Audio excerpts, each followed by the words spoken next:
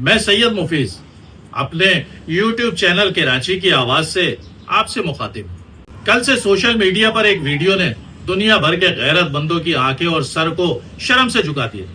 بقرعید سے کچھ دن پہلے بلوچستان کے ایک علاقے میں پسند کی شادی کرنے پر احسان اور بانو نامی نوجوان جوڑے کو 1 درجن سے زائد غیرت مند بلوچوں نے گولیاں مار کر قتل کر دی۔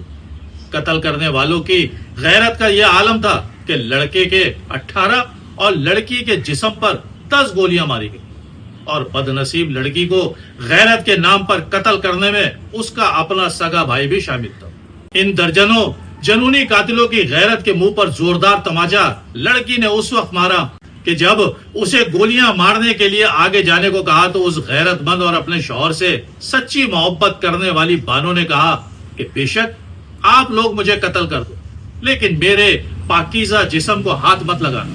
بانو کے یہ آخری الفاظ شاید اس بے غیرت بھائی کے لیے ہی نہیں بلکہ ہمارے جیسے غیرت سے عاری معاشرے، ادارے اور حکمرانوں کے منہ پر بھی زوردار تماچا ہے۔ کوئی لاکھ اسے جسٹیفائی کرے کہ یہ کسی بلوچ قوم یا کسی خاص قبیلے کا نہیں بلکہ ایک انڈیویجول کا فعل ہے، تو میں تو خود اسے کسی ایک قوم یا قبیلے کا جرم یا گناہ نہیں کہہ رہا۔ یہ تو بحیثیت معاشرہ، بحیثیت ریاست اور بحیثیت حکمراں ہم سب کا فیلئر ہے۔ غیرت کے نام پر قتل ہونے والی لڑکی نہ ہی کوئی پہلی خاتون ہے اور نہ ہی کوئی آخری ہوگی، سوائے ایک اردو اسپیکنگ کمیونٹی یا مہاجر قوم کے۔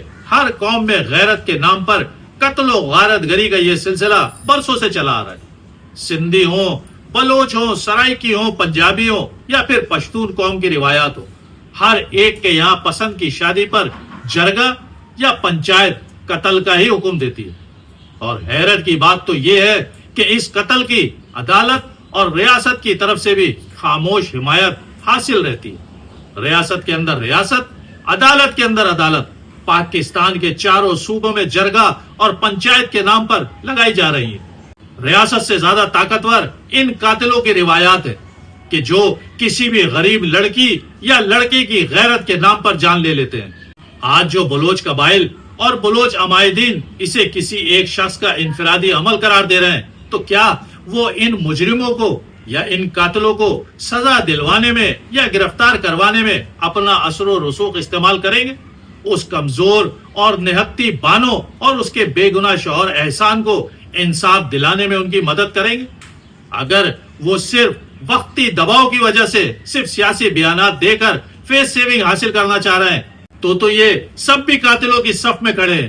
اور ایک بانو اور احسان ہی نہیں، سندھ سے لے کر پنجاب، بلوچستان اور کے پی تک میں ان طاقتور قاتلوں کے ہاتھ ہزاروں بے گناہ لڑکے اور لڑکیوں کے خون سے رنگے ہوئے، جسے کہ اب ایکسپوز ہو جانا چاہیے۔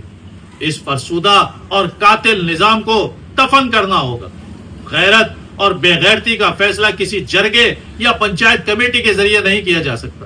اگر کوئی لڑکا یا لڑکی باہمی رضامندی کے ساتھ کسی کے نکاح میں آنا چاہتی ہے تو اس کی تو بحیثیت معاشرہ حوصلہ افزائی کی جانی چاہیے کہ کوئی زنا اور بہرا روی کا ایک راستہ اختیار کرنے کے بجائے سنت نبوی پر عمل پیرا ہو رہا ہے۔ ایسے مہذب اور شریفانہ اقدام کی تو سول سوسائٹی اور علماء کرام کی طرف سے مکمل سپورٹ اور پذیرائی ہونی چاہیے، تاکہ 1400 سال پہلے زندہ دفن کر دینے جیسی روایات اور فرسودہ اور ظالمانہ رسم و رواج کو زندہ رکھنے کی کوشش کی جاتی رہے۔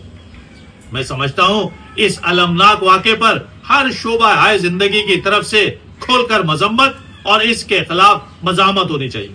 خاص طور پر بلوچ قوم جو اس وقت ایک فرسودہ نظام کے خلاف برسر پیکار ہے، انہیں تو بحیثیت قوم ان تمام قاتلوں کو کہ جنہوں نے احسان اور بانو کو شہید کیا، انہیں نشان عبرت بنائے اور کھل کر اعلان کریں کہ آج کے بعد ایسی جاہلانہ اور ظالمانہ رسم و روایات کی نہ صرف بلوچ قوم بلکہ ہر قوم نہ صرف مذمت کرے گی بلکہ اس کی بھرپور مزاحمت بھی کرے گی، اور اس کے ساتھ ریاست بھی ان قاتلوں کو گرفتار کر کے ایسی عبرتناک سزا دے کہ پھر کسی بھی غیرت کے نام پر بے غیرتی کا ڈرامہ رچانے کی کسی کو ضرورت نہ پڑے۔